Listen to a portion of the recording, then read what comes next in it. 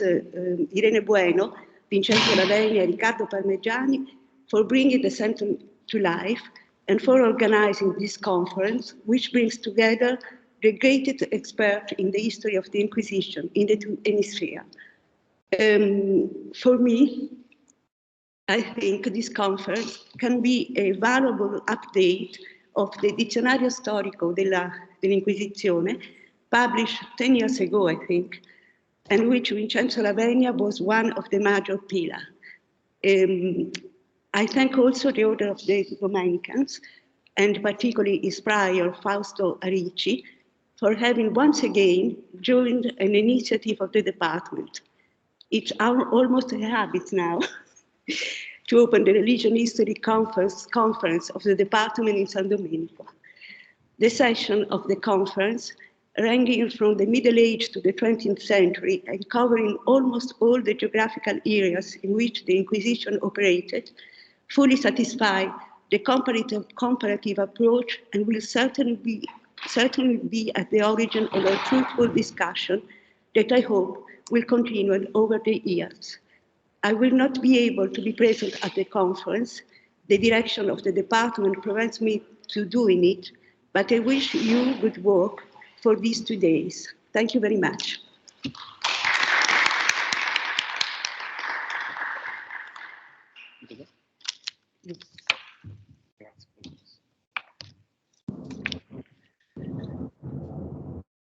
Buon pomeriggio a tutti.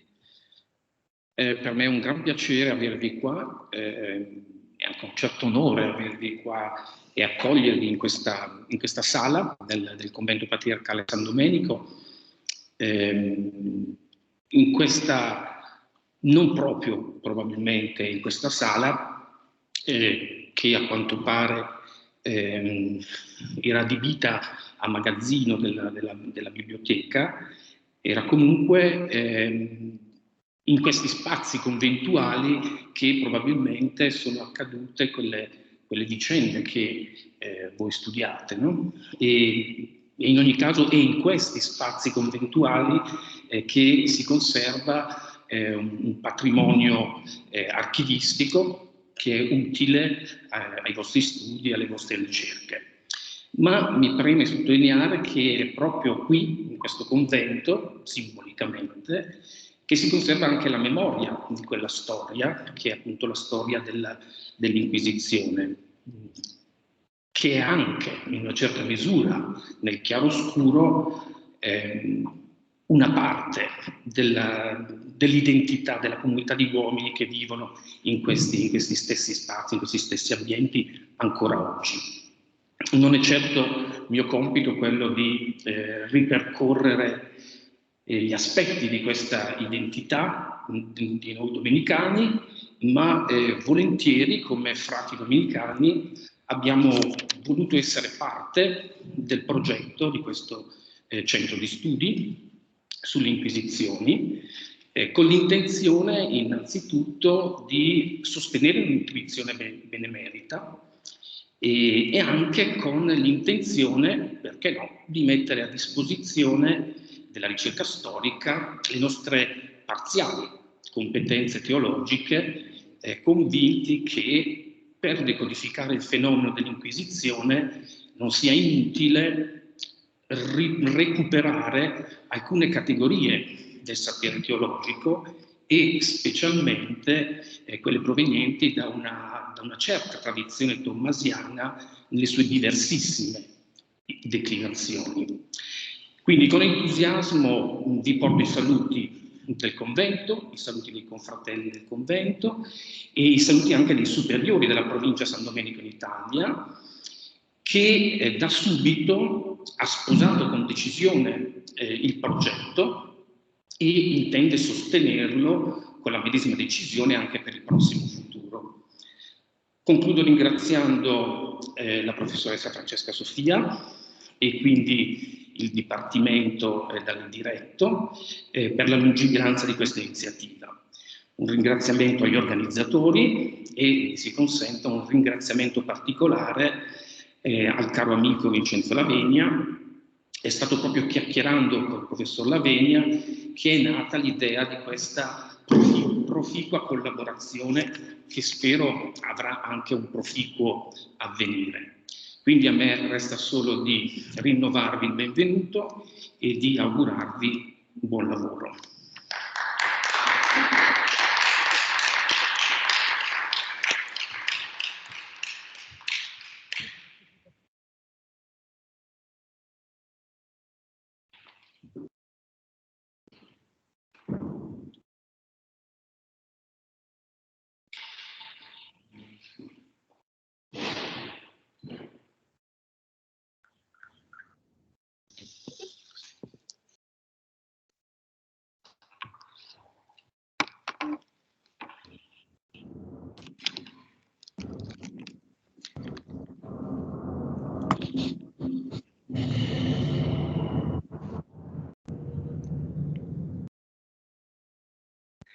So thank you and good afternoon to everybody.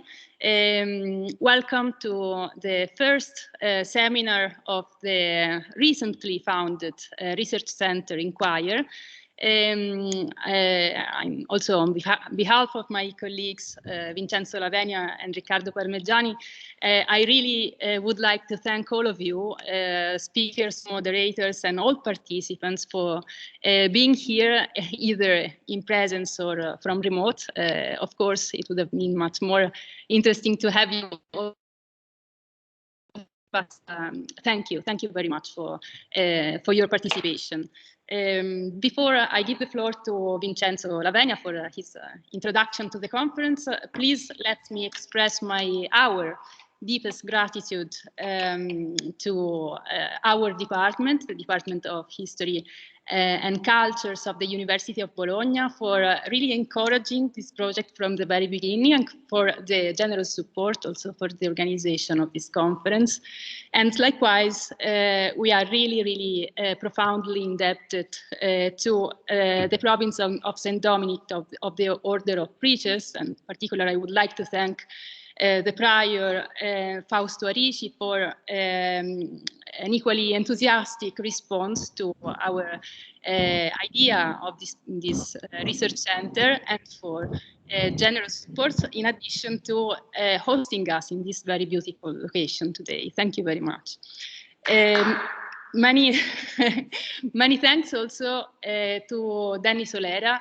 As many of you know, his help in organizing this conference has been fundamental. So really, thanks a lot from all of us. And last but not least, we would like to thank the team that has been working on the development and implementation of the website.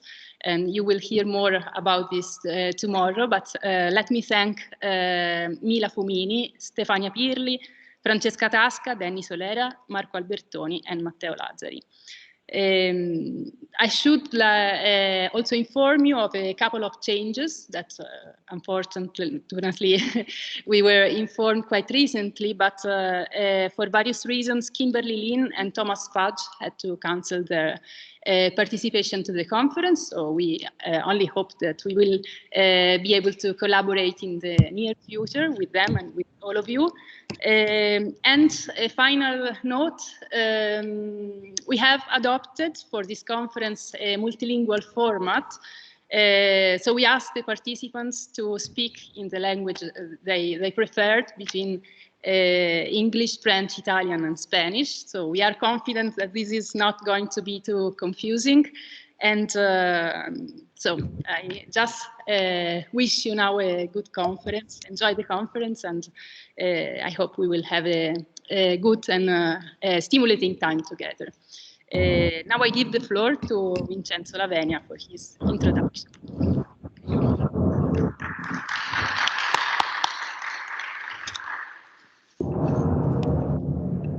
Thank you, Irene. First of all, in this sunny day, so unusual here in Bologna, welcome to all those who are taking part in this meeting, and thank to those who contributed to its realization. The image we have chosen for this occasion is familiar to many of us. This is the frontispiece of the first history of the Inquisitions, owned in several copies by the libraries of Bologna, a city which, from the 13th to the 19th century, housed an important tribunal of the faith here in San Domenica. This history was written by Luis de Paramo, who was a judge in Sicily at the end of the 16th century.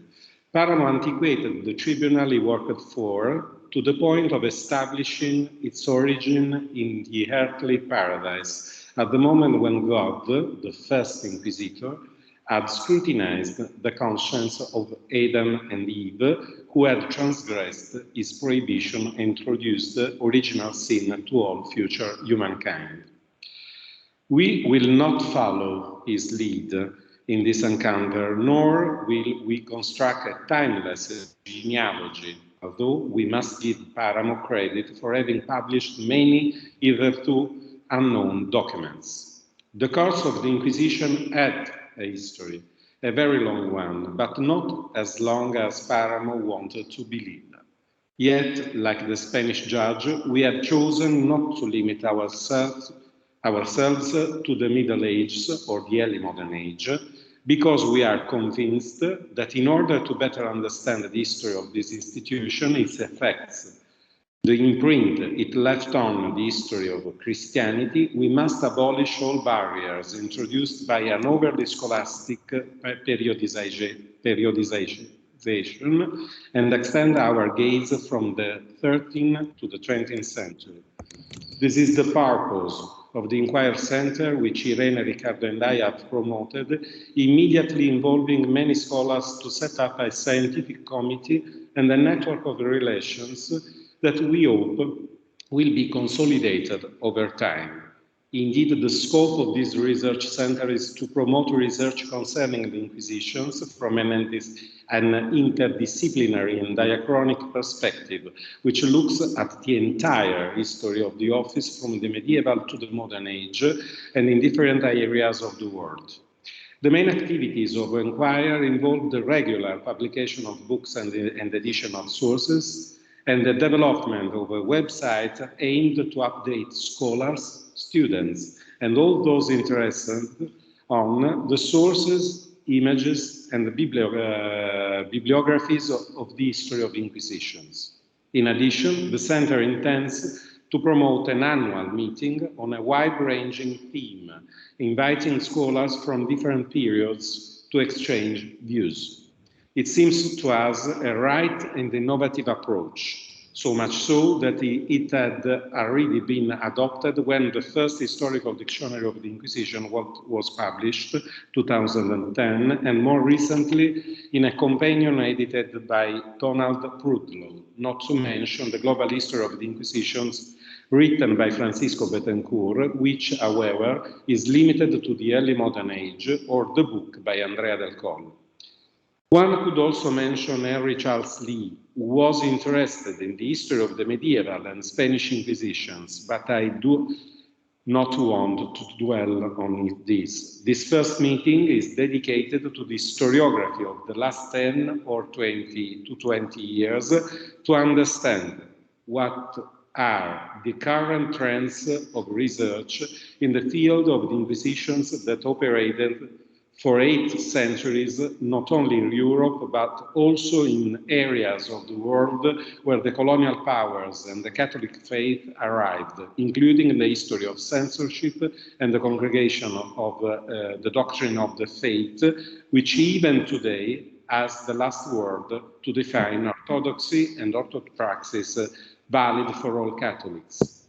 An issue of the Annal in 2002 dedicated a few pages to the trends in research on the Inquisition, and there are other subsequent historiographical contributions. In this first our meeting, we would like to update this reflection and take stock of some issues and moments in this history, hoping that this will be only the first opportunity to meet while waiting to choose other themes to discuss. Thank you all, and have a good conference. So, It's time to Marina.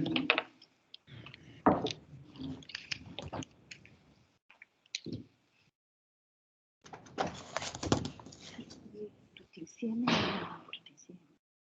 Chi parla deve stare qua. Allora io presento.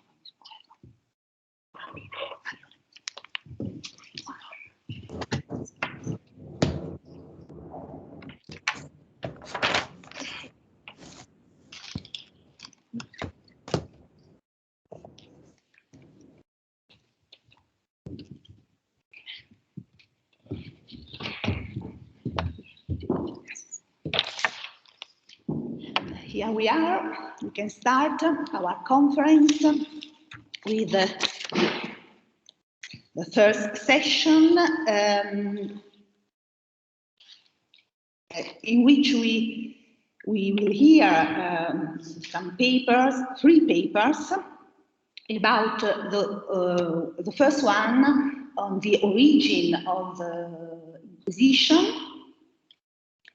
The second one is devoted to the 14th century, and the third one to magic and the first archants. So we have 3 themes that are supposed to be central in the history of the medieval Inquisition, and I am very curious to hear what it's going to be said, and I immediately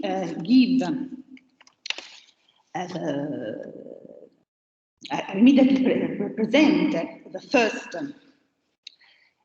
one, that is Thomas Sharp. You all know his studies, his very famous one that goes back to 1996, and we have all studied on this book, Heretiker, Verfolgung und Schriftlichkeit. And then he moved to other subjects, but he is a specialist of the medieval Inquisition, and from that work he gave a very original, he treated the matter in a very original way. Today he will speak about the office in its early stages. Please.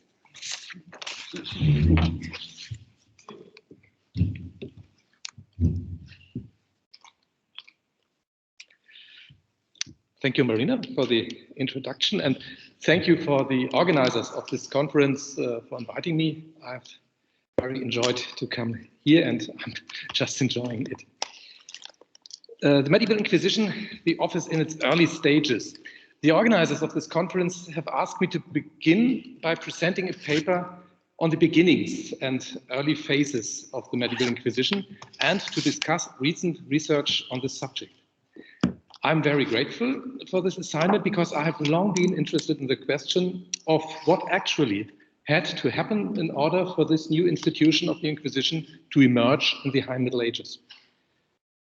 The story of the beginnings of Inquisition has already been told many times, and I really do not need to retell it in broad strokes in this circle.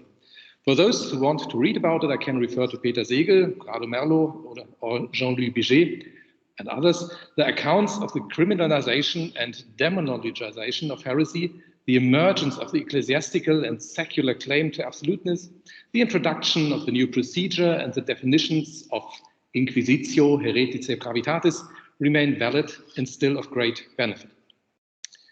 But for the purpose of this conference, it seems more important to me to subject the older narratives about the beginnings of the Inquisition to a critical reading and to ask which topics, questions, and aspects have been brought more into the focus of research since about the last quarter of the 20th century. I would like to point to developments and progress in the historiography of Inquisition, but also to problems, open questions, and desiderata in research. I have given you a list of the essays and books I mentioned in this paper, and Danny had forwarded them to you. This is not a bibliography of the most important titles in the history of the Inquisition. There would be a lot missing. It's merely the literature that is important for my argumentation. You may look through it while I'm speaking, but it's not necessary for following what I'm saying. 5 years ago, in 2016, a conference on the origins of Inquisition took place in York, organized by Peter Biller and Lucy Sackville. There, I spoke about the beginnings of medieval Inquisition from the perspective of historians from the early modern period, or even from the Middle Ages onwards. And in a second step, I tried to highlight which factors had to come together from today's perspective to make the emergence of the Inquisition possible. For me, the following developments were at the center of consideration: the high medieval process of juridification, an increased will to persecute, the papal and imperial claim to absoluteness, an increasing use of writing on all social and intellectual levels, the mendicant orders as personnel of the new Inquisition, and finally, violence as a characteristic of the epoch. And certainly I've started with Paramo in my paper. I think a wonderful text if you read it today. Of course, I do not want and should not repeat all this here. This also applies to the other contributions on the conference. You will soon be able to read about it in the conference proceeding, as Lucy told me when I asked her when we ago. Rather, in the following minutes, I would like to show where recent research has turned its focus to the aforementioned and other developments, and has thus come to reassessments of the early phases of the Inquisition, and still does. If one opens a book on the history of the Inquisition written before the Second World War, and sometimes also well into the second half of the 20th century, one will find in it mainly two types of patterns for the narratives about the beginnings of the Inquisition, which can also be combined. The first option is to tell the Inquisition as a part of a history of heresy. The authors usually refer to the fact that there had already been repression of heretics by the late ancient church and the Roman state. The early Middle Ages are then normally described as a time without major heretical movements, and the history of the persecution of heretics is told in parallel with the re-emergence and growth of heresies in the High Middle Ages. At the moment when the great and dangerous heresies emerge with the Cathars and Waldensians, the Inquisition is presented as a quasi-natural reaction to the heresies, to which one had to find an answer. This way of presenting the situation usually unintentionally attributes the blame for their persecution to the heretics themselves. For if they had not existed, there would have been no need to persecute them. This makes the introduction of the Inquisition seem an almost inevitable necessity. You may see this parallel to the argument that blames the Jews for anti-Semitism. Since Robert Ian Moore described the formation of the persecuting society in 1987, and since his war on heresy and Inquisition, or the persecution of heresy in general, cannot longer really be placed in such a causal relationship. But the tradition is powerful. Anyone writing a book on heresy and the Inquisition should be at least aware that he or she should address this connection. It's of course not the heretics who are responsible for the emergence of the Inquisition, but the ideas that people had about heresy and the heretics. Individual historians, even before Moore, have emphasized that certain heresies existed only in the imagination of inquisitors. For example, Robert Lerner on the heresy of the free spirit in 1972. More recently, a similar claim has been made by Mark Peck about Catharism, though this has not met with universal approval either, and it's obviously too early to say goodbye to Catharism. It's important to note, however, that we almost always know heresies only from the sources of Orthodox authors, and thus grasp their ideas about heresy. That is why one cannot actually write a history of heresy, but in strict terms, only a history of the ideas of heresy. Many recent works are therefore also committed to this idea, highlighting the change in Orthodox ideas of heresy and the concept of heresy since the investiture controversy, and showing how the ideas of a heresy of disobedience, Heresie des Ungehorsams, as Ottmar Hageneder called it, was able to develop at the papal curia shortly before and around 1200. The idea that lack of conformity with the Holy See was heresy naturally subsequently favored the emergence of institutionalized persecution of heretics. The same applies to the actually competing idea of jurists in imperial service that heresy was a crime of lese majesty in the Roman legal tradition. So the Inquisition in a modern variant is not part of the history of heresy, but part of the history of ideas about heresy. And that is really something quite different. This, by the way, is also why there are so many studies on heresy in earlier periods at the moment, especially the Carolingians. True, in the 9th century, there were few living people who were called heretics by ecclesiastical authorities, and that is after all the definition of heretic. There's no heresy without authority, after all. But there were endless discourses on heresy at very different levels. And these are at least as interesting, also for the high medieval concept on heresy, as the real heretics. And they are, of course, just as real. That an examination of images on heretics in the literal sense can be helpful from an art historical point of view has been, for example, shown by Alessia Trevellone from the Carolingian period to the Inquisition, L'Hérétique Imaginé, de 2009. Of course, it's not only the images of heresy and heretics that are responsible for the repression. Ideas about the church and its relationship to violence also play a major role. This topic has also been frequently addressed outside of Inquisition research in recent years. For the Inquisition and specifically for the Dominicans, Christine Carroll Ames has undertaken this in an exemplary way, broadly framing it within general and intellectual history.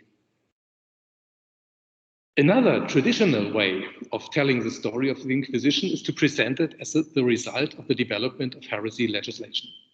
The classic and still important and helpful study to cite for this approach is Henri Maisonneuve's book of 1960.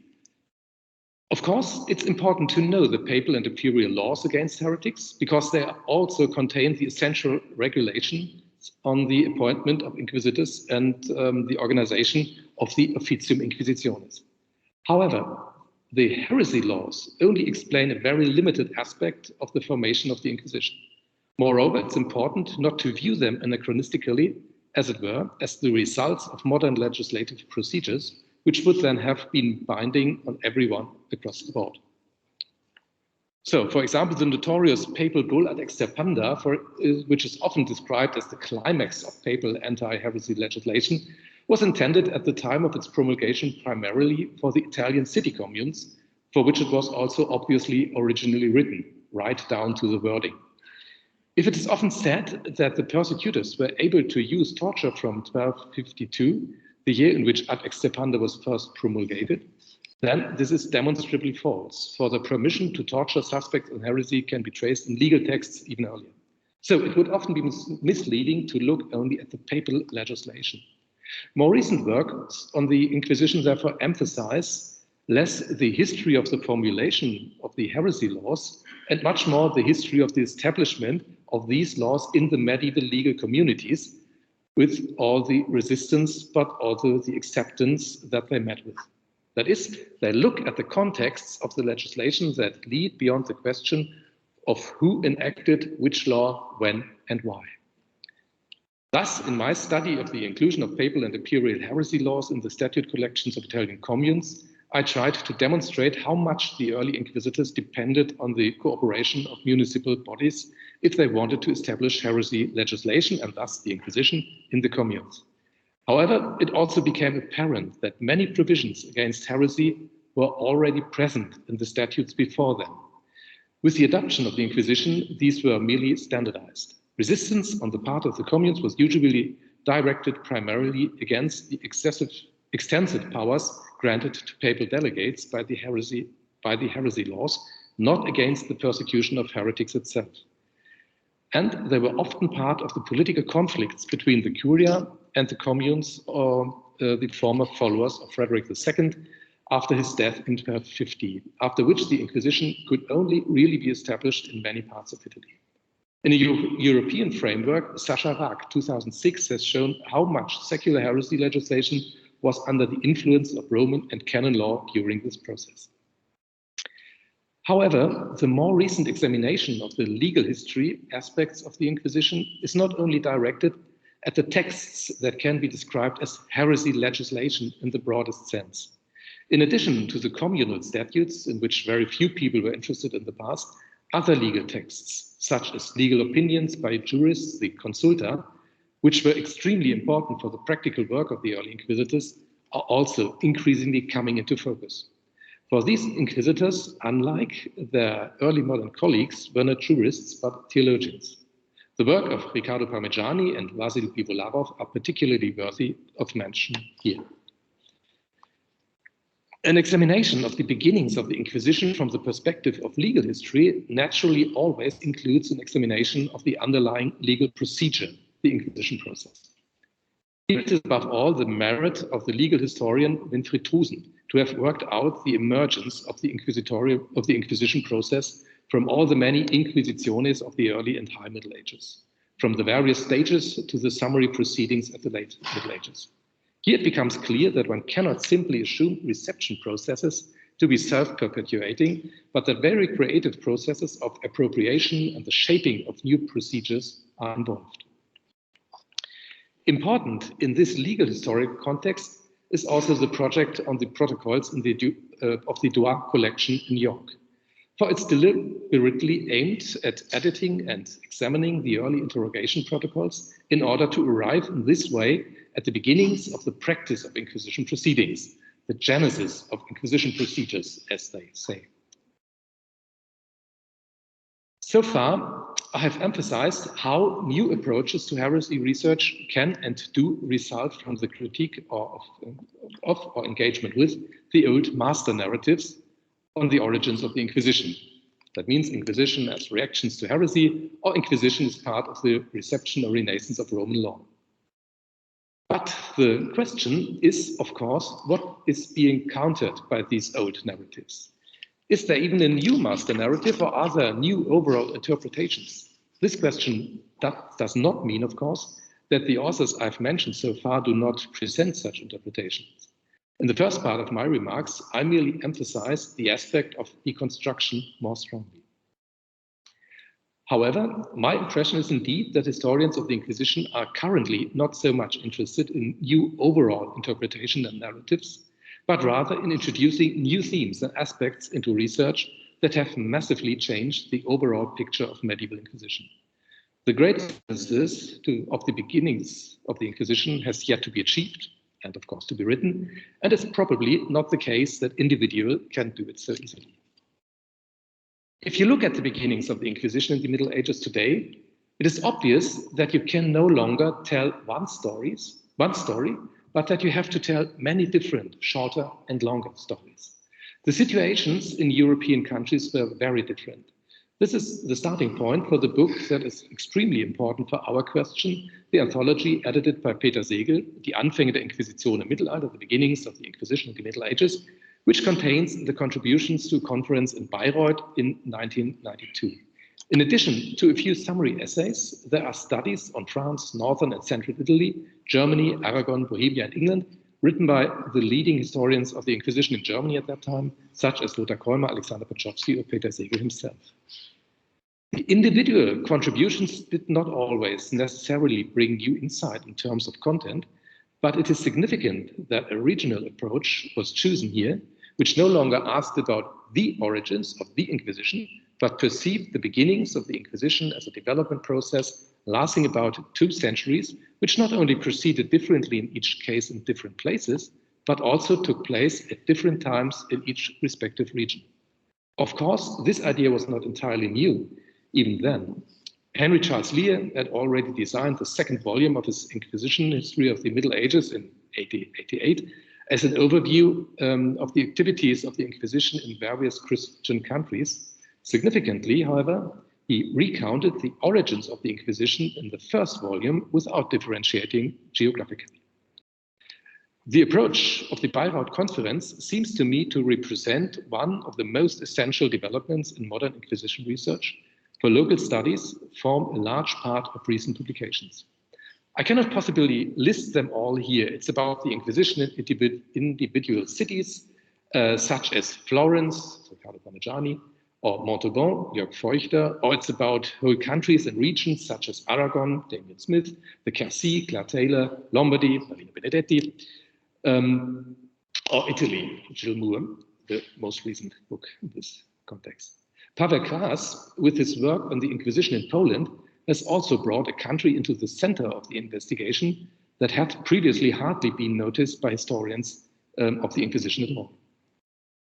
The more intensive look at local developments can clarify particularities and differences, and it can also help to reduce the traditionally strong concentration of research on southern France, which can often be observed, at least that's my impression. For overall studies are still very much orientated towards French events and sources. To give an example, the Albigensian Crusade, on which there is also a whole series of recent works, certainly plays a decisive role for the Inquisition in Languedoc. But for the beginnings of the Inquisition in northern Italy, the Devotio, the Hallelujah, or the Great Devotion, or the Hallelujah movement of 1233, whose importance in the context of Inquisition Augustine Thompson completely underestimates in his book, or the murder of Peter of Verona, Peter the Martyr, in 1252, are of much greater significance for the Inquisition in Italy. For the Inquisition in Italy, the connection between the fight against heresy and libertas ecclesiae plays a much greater role than the negotium fidei. That's not my idea, this is of Gardo Merlo, and so it must be true. For Germany, things look quite different again. There, the failure of Konrad of Marburg as the first papal inquisitor ever was connected with the completely different legal traditions north of the Alps. Alexander Pachowski has shown this very well and thus rendered obsolete older interpretations that saw Konrad as a psychopath. Maybe he was, but this was not important for his failure in Inquisition. Research into the beginnings as well as the further history of the Inquisition in the Middle Ages is only possible within a European framework, I think. Of course, these differences also presupposes the willingness of researchers to read in several languages. Incidentally, this could sometimes also prevent one from reinventing the wheel over again. Historians, however, can often hardly research the beginnings of the Inquisition in a particular place because there are no sources for it. As far as the transmission of sources is concerned, colleagues from the early modern period are really much better off. The beginnings of the Inquisition in one place are often rather the beginnings of the written tradition of the Inquisition. These can often only be glimpsed. The patchiness of the sources means that while we often know that there were inquisitors in a place relatively early, at least a somewhat broader historiographical or record tradition begins often very late. Italian researchers know this very well.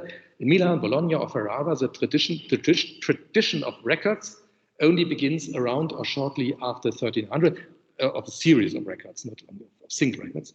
In other places, it's extremely sparse before then. This problem of tradition is important when we speak of the early Inquisition, and it makes clear why it's right to emphasize the beginnings of the Inquisition. In fact, there have been great advances in source editions in recent years. When I began to work on the Inquisition in the late 1980s, I had to rely on Felice Tocco's edition of 1899 to read the Milan Inquisition files on the Guillaumites. To read Bernard Guy's sentences, I was referred to Limboy's Historia Inquisitionis of 1692, and for the files of the Toulouse Inquisition, one was lucky if one could find a microfilm of parts of the Collection d'Or. The fact that all of these sources are now available in mostly exemplary modern editions, some even with translation, is certainly a great step forward. It's impressive to see how even book covers are sifted in search of Inquisition material. This makes the work easier, especially for those who do comparative research. Many of these studies are also accompanied by thematic studies. From these, the respective anchoring or rooting of the institution in urban society becomes clear. For the question of the standing of the Inquisition in urban communities, it's also significant that many anti-heretical tracts of the 13th century from the pens of laymen have recently been edited or newly published. The Disputatio inter Catholicum et Paterinum Hereticum by Carola Hohecker in 2001, or Salvo Brucci's Liber Superstella by Caterina Bruschi 2002. However, the way we deal with the sources of the Inquisition has not only expanded or improved in terms of quantity in recent decades, but has also changed in terms of quality. Today, the written tradition is no longer seen merely as a remnant from a distant era as a quarry from which we draw our knowledge of the past and thus reconstruct it in our works. Rather, the sources are seen much more today as the results of negotiation processes between different parties. And they are seen as part of comprehensive high medieval process of changings in the use of literacy, a development in which for the first time in the Middle Ages, writing was used extensively in pragmatic contexts. To administer goods, to organize rule, to order urban coexistence, and precisely to set up repressive systems such as the Inquisition. Research on pragmatic writing in medieval history in general is most strongly associated with names such as Michael Clancy, Hagen Keller, or Marco Mostert. In his book on the Inquisition and medieval society, James Giffen described written documentation as one of the techniques used by the inquisitors to organize repression. He is strongly indebted to Foucault in this. At about the same time, and independently of this, in my work on the statutes of heresy and on inquisitors' manuals, I tried to describe writing as one of the basic conditions for the functioning of the Inquisition, and thus also for its existence, or for Maximilian's existence. The Inquisition thus fitted into contemporary developments in a decidedly harmonious way.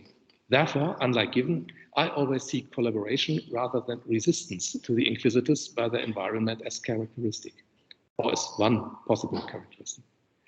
John Arnold's book on Inquisition and Power is about writing and the exercise of power. He examines interrogation protocols and interprets them as evidence on strategies by both inquisitors and interrogated persons to use interrogation for their own ends.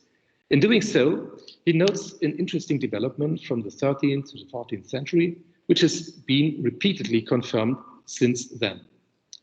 The interest of the inquisitors was first directed at the behavior and practices of the heretics, later at inner attitudes.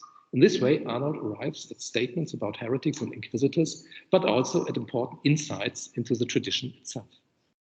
Since then, other historians have also placed the record tradition at the center of their reflections. For example, the anthologies De Scritture e le Opere degli Inquisitori, or the Texts and the Repression of Medieval Heresy, edited by Katharina Bruschi and Peter Biller, and also Lucy Sackville's book on the anti-heretical inquisitorial writings. Placing, and there are others to name, placing the emergence of the Inquisition within the comprehensive process of writing and rationalization around 1200 could offer the possibility of a new master narrative. The Inquisition as part of a history of theories and techniques of exclusion and persecution. However, one must be very careful not to tear it out of its temporary context and anachronistically see it as Big Brother's grandma, as Bernhard Schimmelpfennig once called it. That would not help much, I think. If one asks about the character of early Inquisition, one cannot avoid the question of whether it existed at all. You all know the discussion initiated by Albert Peters and Richard Kiekhaefer about the institutional character, or better, the lack of institutional character of the medieval Inquisition. I think that both of them argue too much from modern times on the question of what an institution is. However, I agree with them that, especially in the early days, one should certainly better speak of individual inquisitors. It would certainly have to be discussed whether there is not already a point in the Middle Ages from which on so much changes that one can confidently speak of the Inquisition. In any case, this question leads to the inquisitors themselves, who have also increasingly become the focus of research in recent years. It's above all the better-known inquisitors such as Bernard Guy, Jacques Fournier, or Nicolas Eimerick, whose biographies are better known and are taken up again and again. This brings us back to the late 13th and 14th centuries, but there is enough source material on the early inquisitors for biographical sketches, as Marina Benedetti or Laurent Alberet have shown. It would be interesting to discuss whether a catalogus inquisitorum might not be a worthwhile enterprise for the future. Of course, it's also important to investigate the environment of the inquisitors, their familia, as well as the various contexts and relationships between these people. Marina Benedetti has also looked at these questions for the Lombard inquisitors, later Katharina Bruschi, but there could certainly be further research. What does all this mean for my picture of the beginnings of the Inquisition in its early stages? It's important to note that although its emergence came from central impulses of the Curia, These impulses encountered very different conditions and circumstances in the various countries and regions. That is why the developments from the beginning were very different and chronologically staggered. The protagonists of the Inquisition had to clarify and enforce their powers everywhere in sometimes very complicated negotiation processes with local ecclesiastical and secular authorities. In doing so, they were part of comprehensive developments, for example, in the relationship between center and periphery, curia and bishoprics, municipalities, rulers, or in the organization of the enforcement of ruling control mechanisms. Resistance to the inquisitors can be demonstrated as can acceptance of their actions. Neither necessarily has anything to do with people's attitudes toward heresy. At least in the forms of its action, the Inquisition fits relatively harmoniously into the structural conditions of the legal system, at least in the Romanic countries. The self-image of many inquisitors who perceive themselves as powerless and persecuted by heretics often results from the demands on their own work, which can only rarely keep pace with their possibilities and abilities. This brings me almost to the end of my paper, and at the same time to the question of what we will continue to need for research into the beginnings of the Inquisition in the future. My first answer is more of everything. More editions, more individual and local studies, more intelligence reflections on the sources and what they can tell us. I believe that the last few years have shown that Inquisition research still has a lot to offer. In addition to these individual undertakings, however, more comparative studies are needed, especially for the beginnings of the Inquisition. Here we all certainly need to move more out of our single French, Italian, Spanish, or German contexts. It's precisely comparisons that could clarify particularities and confirm general developments. Bernaghi already knew about the differences between the conditions for inquisitors in northern Italy and their colleagues in France and addressed them. We should not fall behind him. To my knowledge, not too much has been done in this field. I've tried once briefly for the Roman countries and Germany. Others have asked why the Inquisition arrived so late in England and almost not at all in Scandinavia. Certainly, this question is not entirely unproblematic. Of course, further exchange between Inquisition and Inquisition researchers is also important. And that is why conferences like today's are so important. In recent decades, congresses have looked at the beginnings of the Inquisition, York 2016, the role of the Dominicans, Rome 2002, and the Franciscans, Assisi 2005, the written tradition in the context of the Inquisition, York 2000, the relationship of the Inquisition to power, Aix-en-Provence 2002, the Inquisition in general, Rome 2003, and more. All conference volumes always contain, as it is usually the case with conference volumes, many mostly interesting individual examples. Now might be the time for synthesis. Or one could try to explore even more dedicated thematic issues. Inquire will certainly bring progress in this respect. We are all very excited and looking forward to it. Thank you very much for your attention.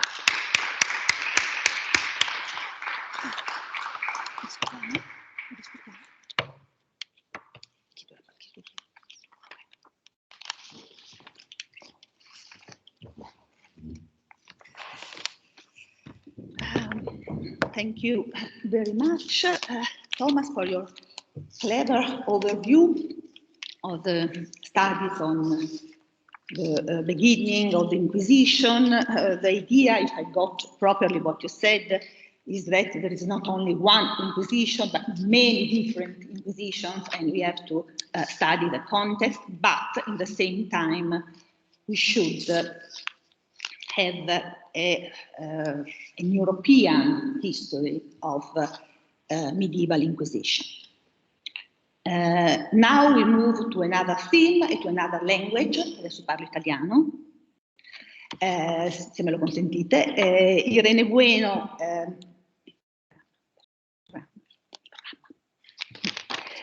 Irene Bueno, anche lei la conosciamo molto bene per i suoi studi su Benedetto XII, primo del 2015, Defining Heresy, che ha la felice anomalia di essere stato scritto prima in inglese e poi tradotto in italiano, no? Di solito... No, è stato scritto in italiano, ma è uscita prima la versione inglese. Ah, ecco, allora sono una questione editoriale, va bene. Allora abbiamo questa felice coincidenza di avere uno scarto editoriale. Nel 2015 è uscita la versione in inglese, nel 2016 quella in italiano. Quindi con questo studio approfondito e acutissimo sul papato di Benedetto XII, e di cui nel 2018 ha curato anche una raccolta di studi, The Guardian of Orthodoxy. Poi si è mossa su altri studi verso Oriente ed Occidente, ma oggi ci parlerà di uno dei suoi temi cari, Papacy, Poverty, Governing Through Investigation, the 14th Century. E do molto volentieri la parola a Irene.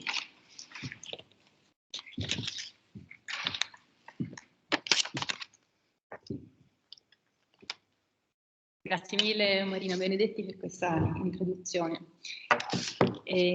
Dunque, in tempi recenti e in maniera particolare nell'ultimo ventennio si è compiuto un sensibile rinnovamento degli studi relativi all'esercizio della giustizia inquisitoriale nel Trecento.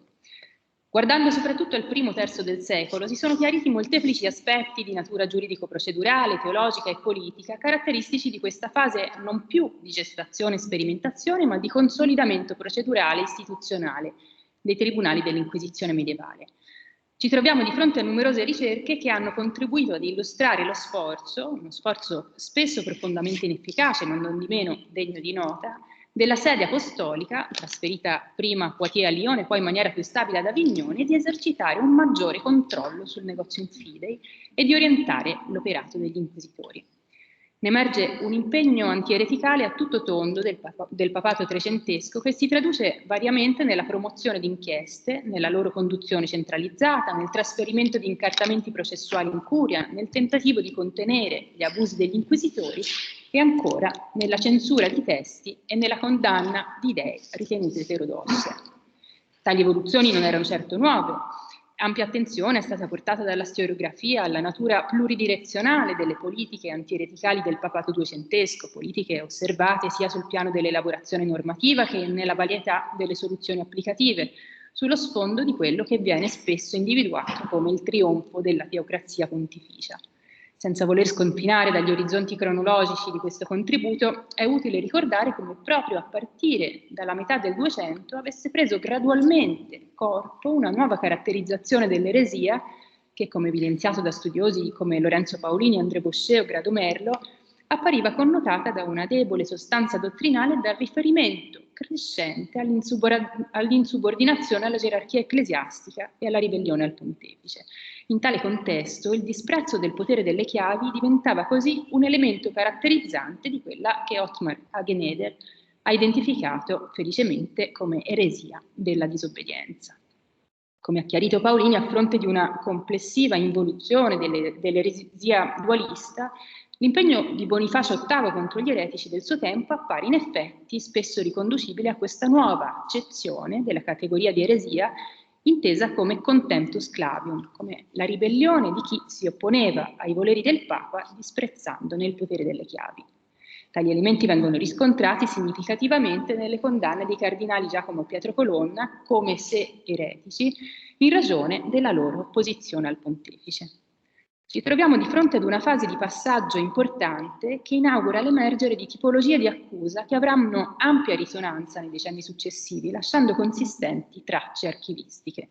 È infatti sullo scorcio del XIII secolo che si assiste all'avvio di una mobilizzazione generalizzata di procedure giudiziarie che illustrano pienamente la nuova estensione della idea di eresia come ribellione, tradimento, disobbedienza, scisma. Ciò che è in atto in questa fase è una vera e propria moltiplicazione di processi che involge tanto le giurisdizioni secolari quanto le ecclesiastiche. Polarizzandosi in particolare attorno all'azione promotrice del papato, tali procedure conobbero una decisa intensificazione nei primi decenni del Trecento, trovando un vero e proprio culmine nel pontificato di Giovanni XXII. È nell'ambito di un importante convegno riunito ad Ascoli Piceno nel 2007 che si è inteso per la prima volta riflettere in maniera comparata e complessiva su quella che è stata efficacemente definita come una vera e propria età dei processi. L'intento era quello di stimolare la riflessione sugli elementi di raccordo tra singole procedure, situandole entro un più ampio fenomeno, ad un tempo giudiziario, politico e religioso, così da chiarirne il senso storico più profondo.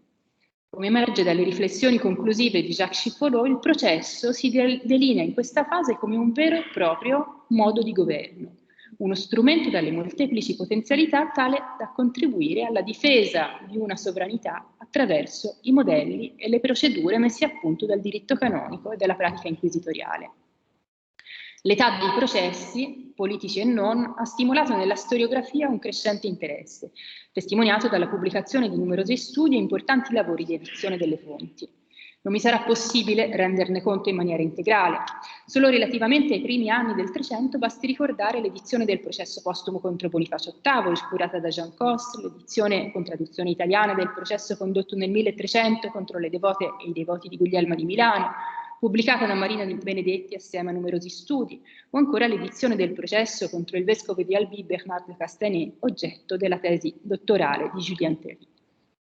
Molte di queste inchieste, secondo l'analisi suggerita da Julien Terry, sono riconducibili ad una sorta di interventismo teocratico del papato, ormai di lunga data, nell'ambito di un sistema proto-amministrativo nel quale le forme del governo papale restano ancora largamente giudiziarie.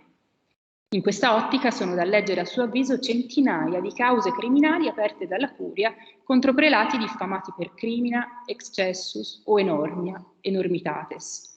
Nell'ambito di questi processi, repertoriati e analizzati lungo un arco di tempo di 2 secoli, viene rilevato come la procedura inquisitoriale basata sulla fama offrisse anche al papato notevoli possibilità di controllo su tutti i livelli del clero, ergendosi quasi a strumento di governo centralizzato. La stessa procedura, della quale Terry ha ben chiarito le implicazioni giuridico-teologiche e applicative, si prestava del resto ad essere mobilizzata da molteplici giurisdizioni per fini eminentemente politici, come illustrato dalla protesta anti-inquisitoriale e antivescovile promossa dalle élite albigesi presso la curia di Clemente V, è il caso del processo di Bernard Castanet, oppure da quella complessa impalcatura di accuse infamanti forgiate negli ambienti della corte regia che intervennero a giustificare la clamorosa persecuzione dei Templari. Mentre si andavano chiarendo le connessioni tra elaborazioni giuridiche, pratiche giudiziarie e consolidamento del potere monarchico e pontificale, un'attenzione privilegiata è stata portata al pontificato di Giovanni XXII, al quale sono stati dedicati negli ultimi anni 3 volumi collettivi, esito di altrettanti convegni, oltre a svariate monografie. Il regno quasi ventennale di Jacques Duès è infatti apparso come una tappa decisiva, da un lato, per la mobilitazione sistematica di procedure giudiziarie contro nemici e oppositori della sede apostolica, dall'altro per le molteplici consultazioni in materia teologica e le connesse operazioni di censura promosse nell'ambito della curia avignonese. Se molti dei casi giudiziari avviati da Giovanni XXII erano da tempo noti agli studiosi, basti pensare agli studi raccolti da Mariano D'Alatri nel secondo volume su eretici e inquisitori in Italia, molto si è fatto negli ultimi anni sia dal punto di vista dell'edizione delle fonti, sia nell'elaborazione di stimolanti percorsi interpretativi, come quelli proposti da Sylvain Parent. A partire da 3 dossier coevi conservati presso l'Archivio Apostolico Vaticano e la Biblioteca Apostolica Vaticana, Parent ha analizzato i processi per eresia promossi da Giovanni XXII contro i Visconti di Milano, i loro sostenitori, gli Esteri di Ferrara e numerosi ribelli della Marca di Ancona. L'analisi comparata dei 3 nuclei documentari, accompagnata da una separata edizione degli stessi, apre la via a nuove analisi che vanno a scandagliare la correlazione tra ribellione, tirannia ed eresia nell'ambito di processi tesi al consolidamento dell'autorità pontificia nella penisola. Di tali inchieste, spesso messe in atto nel quadro della giustizia inquisitoriale, emergono dunque tanto gli aspetti procedurali quanto quelli schiettamente politici, esaminati a partire dalle modalità di costruzione delle imputazioni e delle testimonianze, ma anche nelle strategie di informazione e comunicazione sottese ad esempio alla pubblicazione delle procedure giudiziarie o delle sentenze. Mentre il processus inquisitionis diventava quasi uno strumento ordinario del governo papale, la stigmatizzazione di ribelli come eretici manifesti o fautores hereticorum, culminata nel pontificato del Caorsino, appariva pienamente funzionale alla restaurazione dell'autorità pontificia nei territori del patrimonio di San Pietro, come in Lombardia, realizzando quello che viene identificato come un vero gouvernement par l'enquête. Ulteriori sfaccettature sul contesto non solo politico-giudiziario, ma anche documentale dei processi di Giovanni XXII vengono alla luce anche nel recente volume di Tiziana Danelli, dedicato al caso di Todi. Dei processi inquisitoriali scaturiti dall'adesione del comune umbro al fronte filoimperiale e intentati da Jacques Duès ai danni di numerosi cittadini, oltre ai frati minori del convento di San Fortunato, vengono qui ripercorse le travagliate e prolungate vicende che condussero dapprima alla condanna degli inquisiti in quanto fautores, receptatores e defensores di eretici, poi dopo oltre un ventennio alla revisione del processo e alla cassazione delle sentenze avvenuta sotto il regno di Innocento VI. L'edizione critica dell'intera documentazione processuale disponibile ha permesso di rilevarne peculiarità, quali il coinvolgimento di frati ed il ruolo specifico giocato dai diversi attori del microcosmo cittadino, inquadrando al contempo il caso tudertino nella più ampia cornice dei processi politici di età avignonese e delle importanti procedure di revisione e riabilitazione che vi fecero seguito. Revisione e riabilitazione che, come ha sottolineato anche Marina Benedetti, denunciano spesso a chiare lettere il fallimento della strategia papale contro coloro che sono definiti anche ribelli. Ma con l'età avignonese, soprattutto con il regno di Giovanni XXII, ma con interessanti sviluppi anche nei decenni successivi, la lotta contro ogni forma di eresia, devianza e dissidenza si realizza in maniera decisiva anche sul piano diverso e complementare dell'elaborazione teologico-dottrinale e della condanna di testi e autori, generando nuove convergenze che la storiografia non ha mancato di rilevare tra inquisitiones di natura teologica e giudiziaria. Si tratta infatti nel complesso di vere e proprie inchieste, basate sulla messa al vaglio di opere e tesi di dubbia ortodossia e sull'estrazione di articoli sospetti sottoposti all'esame di esperti teologi e canonisti. Si tratta anche in questo caso di un'operazione non centralizzata condotta nelle varie corti ecclesiastiche o presso le commissioni universitarie e ancora priva di un ufficio responsabile. Esemplare a questo proposito è il caso di Margherita Porete, oggetto di un rinnovato interesse storiografico anche in occasione del 7° centenario della sua esecuzione, avvenuta a Parigi nel 1310 ed accompagnata dalla distruzione delle sue opere. In quel contesto, l'autrice dello Specchio delle Anime Semplici fu condannata come relapsa, facendo seguito ad una prima sentenza emanata pochi anni addietro a Valenciennes al termine di un processo diocesano. Oltre alle ricerche sull'apporto dello specchio, alla letteratura mistica tardomedievale e sulla sua ampia ricezione, il processo di condanna dell'opera è stato ricostruito con attenzione nel recente volume collettaneo Marguerite Porete et le Miroir de Saint-Plan e in una monografia di Schoenfield interamente dedicata al processo parigino. Ne vengono alla luce la stretta correlazione con il contemporaneo processo contro i Templari, non ultimo per il ruolo determinante giocato in entrambi dall'inquisitore Guillaume de Paris, ma soprattutto la funzione decisiva svolta nella procedura dalla consultazione voluta dall'inquisitore della quasi intera facoltà teologica dell'Università di Parigi, chiamato a pronunciarsi in merito ad alcuni estratti dello Specchio. Se autori come Theissen e Courtney hanno ben mostrato la lunga storia delle operazioni di censura rivolte contro accademici, questi fatti andavano a costituire, secondo la ricostruzione di Field, una sorta di precedente che apriva la via al coinvolgimento dei magistri nella valutazione di idee formulate anche all'esterno dell'ambiente universitario. Vero è che i decenni successivi furono teatro di numerose inchieste e consultazioni in materia teologica promosse spesso dal pontefice, ma con evidenti implicazioni sull'esercizio della giustizia inquisitoriale, cui presero parte prelati, teologi e canonisti, espressione di ambienti curiali e universitari. I loro pareri, redatti in risposta a precise interrogazioni, erano spesso tesi a rafforzare il processo decisionale, offrendo un repertorio di argomentazioni ed autoritates utili alla redazione di bolle precise e dettagliate. Sono oggi note, anche grazie all'edizione di Alain Bourreau, i contenuti e gli effetti della consultazione sulla magia promossa nel 1320 da Jacques Duès, la quale consentì di compiere quel salto dottrinale, l'espressione addivisa per i Ribarren, che portò alla qualificazione delle invocazioni di demoni come factum ereticale. Senza volermi soffermare sul contenuto di questi dibattiti, che saranno, credo, trattati meglio, sicuramente meglio, ma credo che saranno trattati nella relazione di Matteo Duni, vorrei mettere in evidenza le ripercussioni immediate sugli scritti e sull'attività degli inquisitori, aspetti che sono stati analizzati da vari studi recenti. Nell'ambito di una più ampia disamina della storia della demonologia tra 200 e 300, Burò ha infatti evidenziato come la consultazione avignonese avesse contribuito ad estendere la giurisdizione inquisitoriale sui fatti di magia, accompagnando vari provvedimenti dello stesso pontefice tesi ad orientare in questo senso l'azione degli inquisitori di Linguadoca. Non di meno Jacques Duès si mostrò presto riluttante a delegare casi di maleficio e invocazione di demoni ai rappresentanti dell'officium, cercando invece di limitarne l'operato attraverso il coinvolgimento di apposite commissioni papali, una linea che fu seguita anche dal successore Benedetto XII.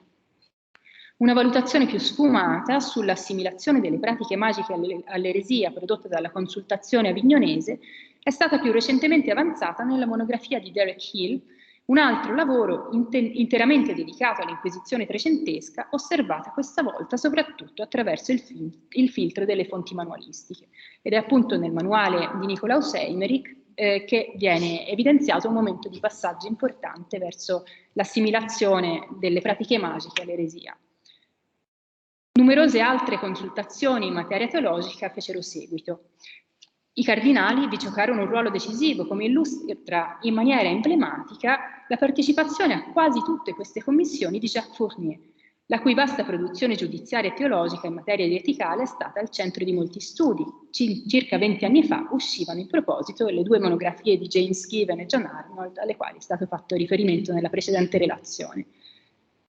Negli ultimi anni si è guardato con interesse crescente al complesso delle consultazioni avignonesi e al loro impatto sull'elaborazione di nuove perimetrazioni dell'eresia, anche grazie all'apporto di nuova evidenza documentaria. Vi hanno contribuito tra gli altri i lavori di Jürgen Mieke sul processo contro Guglielmo d'Occam, gli studi di Winfried Trusen dello stesso Mieke, Loris Turlesi e Alessandra Beccarisi sui processi di Colonia e Avignone contro Meister Eckhart, o ancora le pubblicazioni di Christian Trottmann e Isabelle Iribarren sulla consultazione aperta da Jacques Duès in merito alla visio beatifica.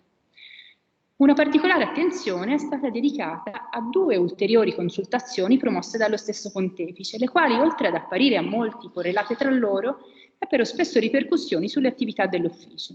Si tratta da un lato del dibattito sulla povertà evangelica e francescana che, come è noto, trovò nel pontificato di Jacques Duès un punto di non ritorno, marcato da una serie di decretali pubblicati all'inizio degli anni '20.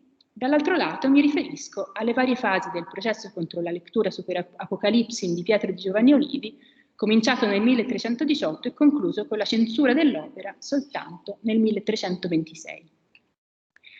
Nei 2 casi furono al lavoro commissioni di esperti chiamati dal Papa a redigere rapporti e pronunciarsi in merito a interrogazioni molto specifiche.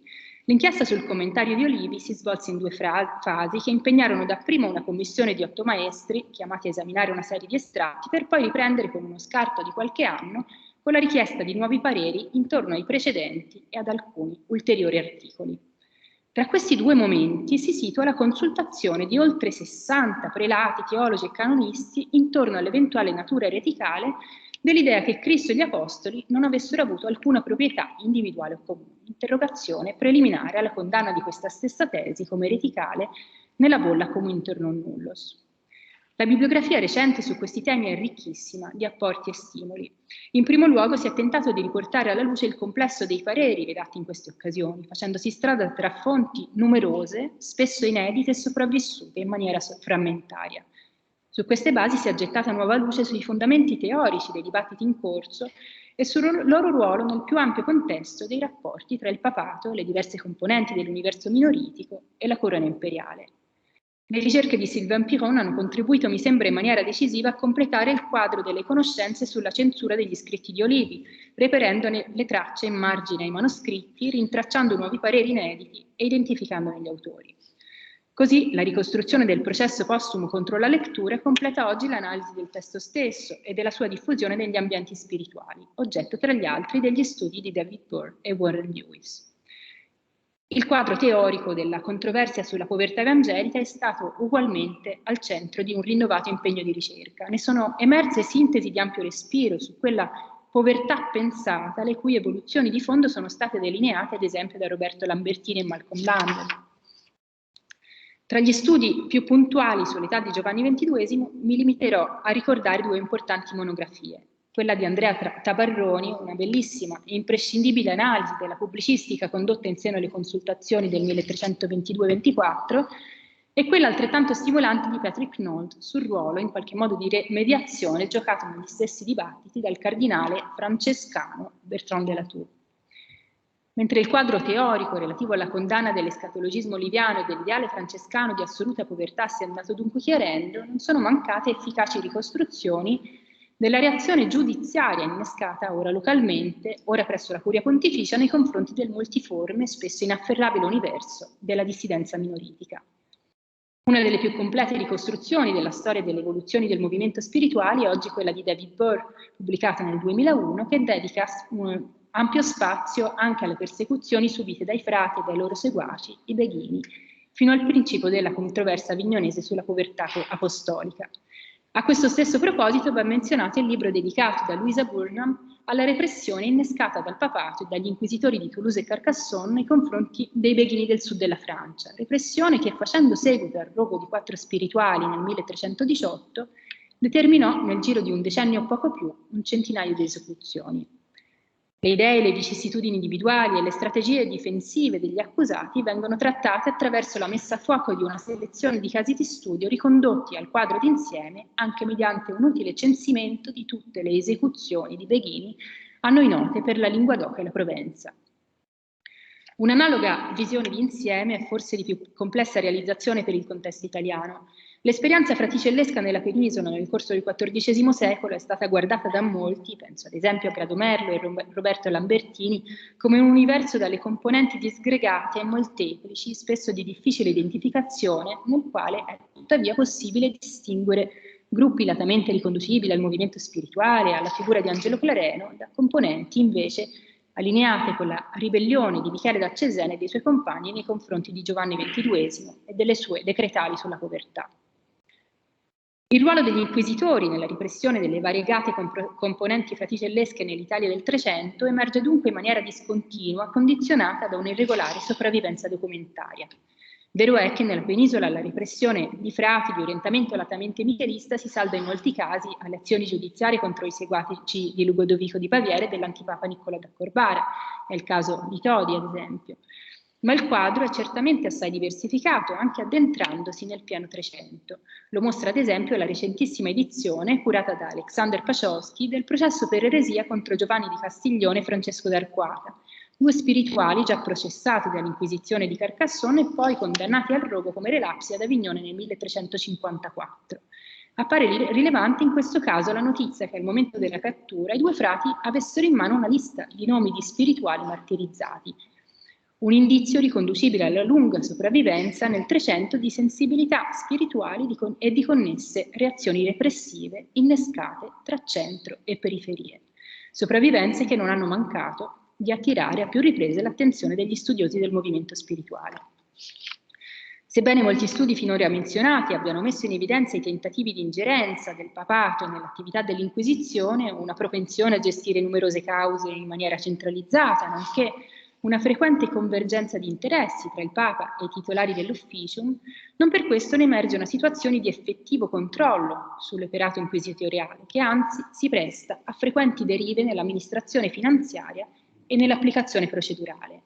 Con il Trecento si apre così, soltanto un brevissimo cenno in questa sede, poiché questi temi saranno meglio approfonditi da Riccardo Parmeggiani, si apre una famosa stagione di inchieste promosse dalla sede apostolica intorno agli abusi degli inquisitori e ai connessi aspetti finanziari della repressione, temi intorno ai quali si è sviluppato negli ultimi anni un filone di studi assai promettenti.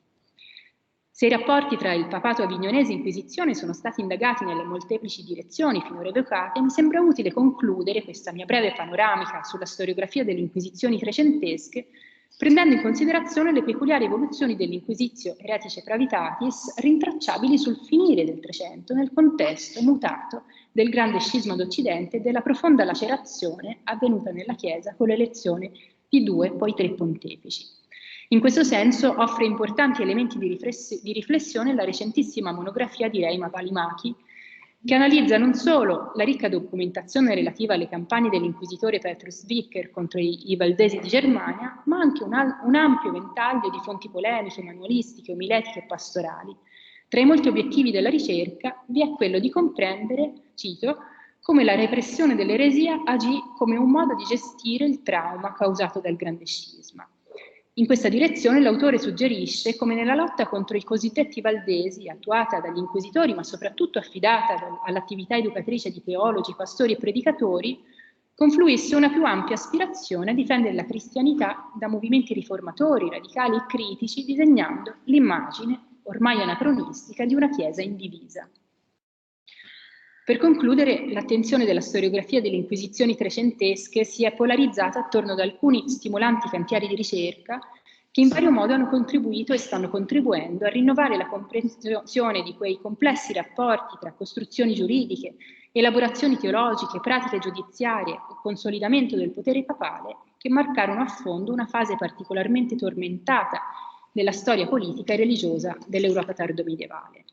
Le direzioni indicate da queste ricerche sono molteplici, esse riguardano l'edizione delle fonti, la comprensione degli equilibri tra centro e periferia nella tessitura di rapporti politici come nell'esercizio della giustizia e ancora la funzione dei dibattiti teologici e delle operazioni di censura nella realizzazione di nuovi percorsi repressivi.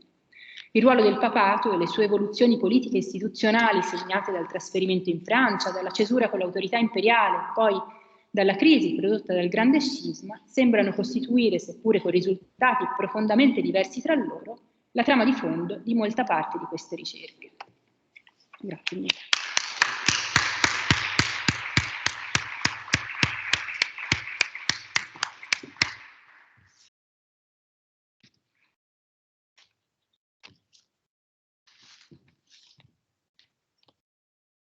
Ringraziamo Irene per questa ricca relazione che non solo è esauriente dal punto di vista bibliografico, ma ha mostrato alcuni punti, alcuni snodi importanti, quali quello per esempio della edizione, no, delle fonti. Lei ha citato non solamente Sylvain Paron, Tiziana Danelli, Paccioschi per ultimo, perché appunto studiare le fonti vuol dire anche cimentarsi nel lavoro di edizione di fonti e di un lavoro anche di censimento dei processi. Nell'età di Giovanni XXII nessuno ha fatto finora caso che sono più i processi inquisitoriali portati a termine che non i processi di canonizzazione. Quindi, e questo la dice lunga, no? Su come studiare i processi inquisitoriali o l'Inquisizione non sia un aspetto marginale della realtà, ma sia un aspetto sempre più centrale.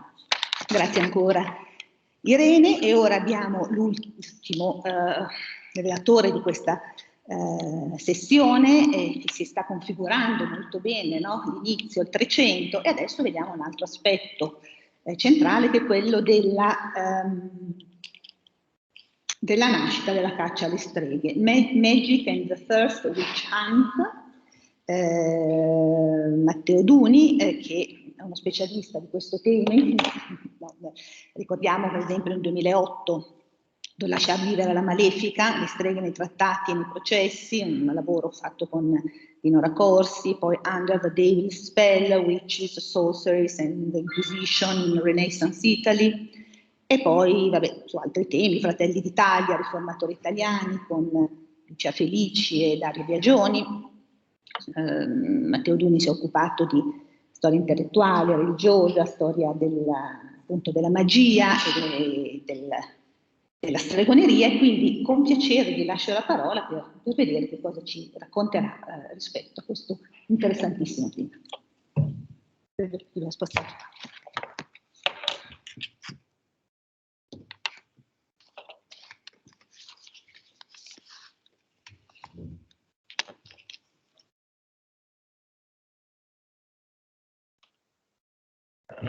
Molte grazie a Marina Benedetti per questa presentazione e molte grazie soprattutto agli organizzatori, a Vincenzo, a Irene e a Riccardo Parmigiani per questa bella opportunità di ritrovarsi di persona dopo, per me, 2 anni di isolamento totale, il primo convegno di persona al quale partecipo dal 2019. Quindi è una bella occasione in questo luogo veramente speciale, con un genius loci molto forte. Parlerò in inglese. The organizers asked me to examine the role of the Inquisition, better papal inquisitors, in the beginnings of the witch hunt and how this has been dealt with in recent historiography. So I will focus on the period that goes roughly from the earliest trials showing the features of the witchcraft construct and the first text discussing it around the 1420s to the texts authored by Italian inquisitors around the 1520s, which in a way closed the first phase of the witch hunt. The broad themes I have chosen as particularly significant are, first of all, the rise and evolution of demonology, the role of inquisitors in it, and the connections between tracts on and trials for witchcraft. The second is the emphasis on the context of the witch hunting campaigns, the attention paid to the political conditions, both the relations between state authorities and church authorities, and relations between different religious authorities. The context also includes papal policy vis-à-vis the new heresy of witchcraft, and the way these different factors could enable or hinder and block a witch hunt. The third is the Malleus Maleficarum, Heinrich Kremer's Summa of late medieval witchcraft knowledge, as the intersection between growing concerns about women's bodies and souls and fear of the devil's physical presence. The fourth and final is the reception of demonology south of the Alps by a few theologians who, as zealous inquisitors, brought the witch hunt to the highest level in the Italian states and sparked a heated debate on the reality of several features of the witchcraft construct. The point of departure of much of what new research has brought to light about late medieval demonology takes us actually to an earlier moment in time than I stated before, that is to the pontificate of John XXII, which scholarship has recognized as key from many respects for the Church's position on magic and sorcery. As evidenced by Hélène Bourreau and Jean-Patrice Boudet, among others, the second Avignon Pope, in several pronouncements, the famous bull Super Ilius Specula, 1326 or 27, and the consultation on magic that we have heard discussed by Irene, emphasized the dangers posed by certain magical practices, such as the making of images or mirrors, since these were inseparable from the invocation of demons. Those performing this kind of operations were thus to be punished as heretics. The inherent novelty of Pope John's bull was the redefinition of the magical arts as heretical facts, an approach that signified an enlargement of the boundaries of heresy beyond that of incorrect belief, stricto sensu, and thus a broadening of the inquisitor's jurisdiction. We have also learned from Julien Veronese and Derek Hill how it was Nicolas Émeric, the aggressive agent and promoter of this new approach, with a ripple effect due to the wide dissemination of his Directorium Inquisitorum. The same attitude of denunciation of a wide range of magical practices received a strong impulse from the 1398 condemnation issued by the Faculty of Theology of the University of Paris, which, while not defining those who practiced them explicitly as heretics, was to have a long-term influence on demonological tracts, on the repression of magic, and on the witch hunt. It was the start of a debate on superstitions, one of the facets of the movement for church reform then growing in Central Europe. The connection between reformist tendencies within the church in the conciliarist period and the slow build-up to the witch hunt has been highlighted and analyzed by Michael Bailey, starting with his book on Johannes Nieder. As evidenced by the same Bailey in his successive research, as well as by Andreas Blauert and Stefan Zudmann, the Council of Basel was an essential step in the process of formation and dissemination of the witchcraft construct, as it was attended by a number of key witch hunters, such as the Franciscan Inquisitor Ponce Bergeron, while Nieder himself was one of the most active protagonists. The vast discussion on superstitions as both improper deviations from the correct church rites and as possible vehicles of diabolical intervention involved a number of prominent theologians in the first decades of the 15th century. Nicholas Jauer, Harry of Gorkum, among others, as studied by Bailey in his successive books. The books and sermons of these authors all date to the same decades of, or immediately before, the first witchcraft prosecutions between the 1420s and the 1440s in the Western Alps area and in the region of Lyon.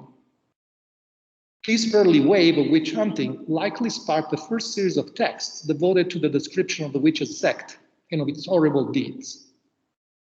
These include a treatise of moral theology, Niders Formicarius, a guidebook for secular prosecutors by the judge of the Dauphiné Tolosan, and two anonymous books, the Errores Gazzariorum and the Bauderie de Lionnois en Brief, probably authored by mendicant inquisitors, the Franciscan Feugeron and the Dominican duo composed of Jean Tacot and Thomas Gilbelli, respectively.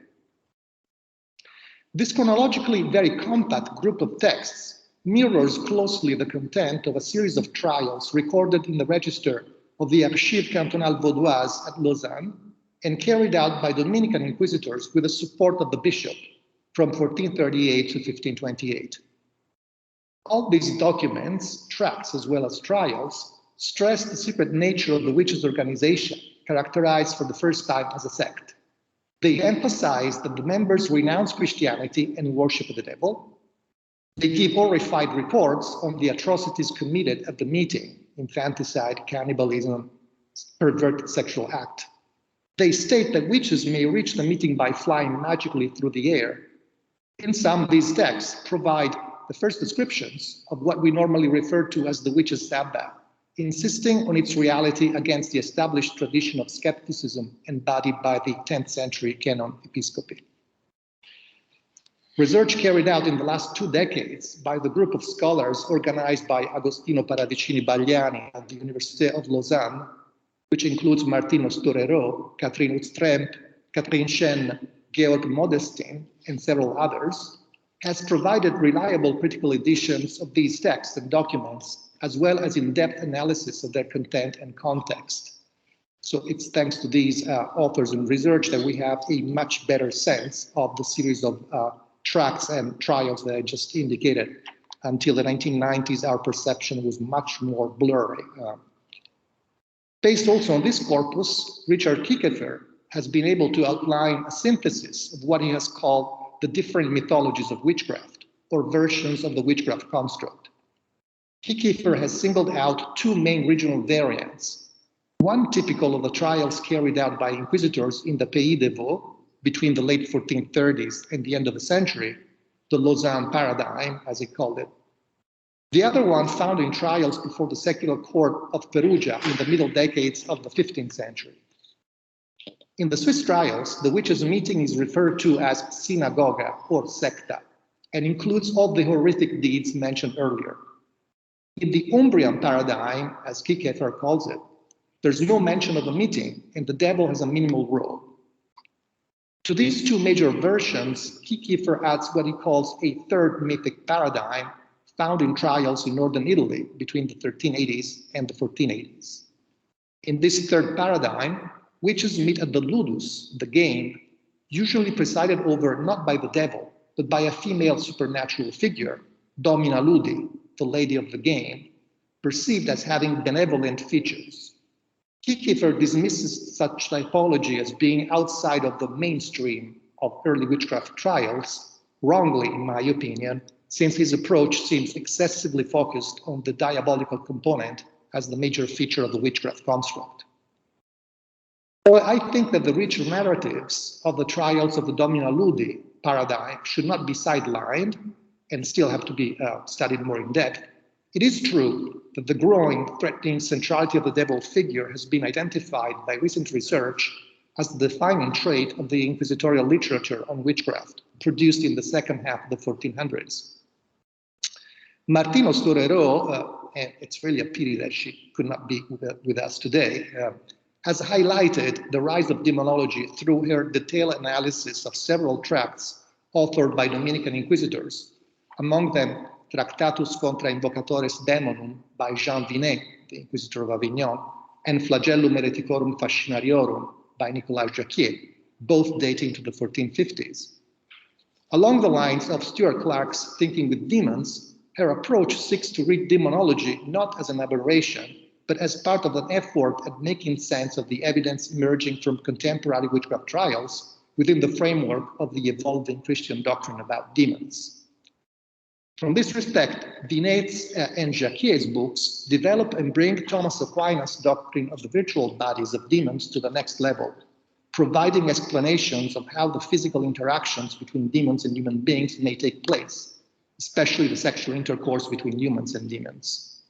Jacquier in particular emerges as the champion of an extreme demonological realism, denouncing the ubiquitous presence of demons and their routine cooperation with human accomplices, the Fascinari, whom he sees as the worst, most dangerous sect of heretics. With Vinet, Jacquier, and Kramer, or Institores, three influential authors who were also active and very active in the prosecution of witchcraft, we touch on the second point I want to dwell on today, the highly variable political and institutional context and their influence on both the witch hunts and the eventual theoretical reflections.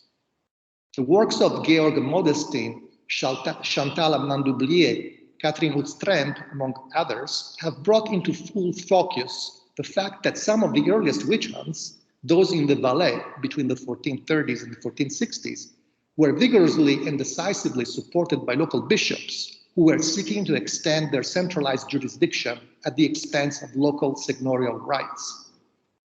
Conversely, Ostorero and Frank Mercier have reconstructed how in Lyon, the local Inquisition tried unsuccessfully to start a wide-ranging witch hunt, clashing against the opposition of the archbishop and of the city government. In either too mysterious tract, the Bauderie de Lyonnois en Brief, was written in response to the critics by the two leading Dominicans of the city, Tacot and Girbelli, who might well have emphasized the characteristics of witchcraft as crimen enormis, to press for help from higher authorities. Eugenius IV bull, Ineffabilis Summa Providentia, addressed to the Inquisitor Jean Tacot in 1437, is one in a series of papal pronouncements in support of inquisitors in southern France, from Lyon to Languedoc to Avignon, a clear sign of the Pope's plan to strengthen the tribunal of the faith in the area. Particularly important from this respect is Nicholas V, 1451 mandate to the Inquisitor of Toulouse, Hugues Noir, since it authorizes him to prosecute magicians even when their deeds did not manifestly savor of heresy. Such an evident enlargement of the Inquisition's reach was functional to the inclusion of witchcraft at a time in which the newly instituted Parliament of Toulouse was claiming its jurisdiction over harmful magic and sorcery, redefined as crimes against royal right. What was at stake was clearly the expansion of the king's power at the expense of the popes. Witchcraft could be weaponized in the growing competition between secular and ecclesiastical justice.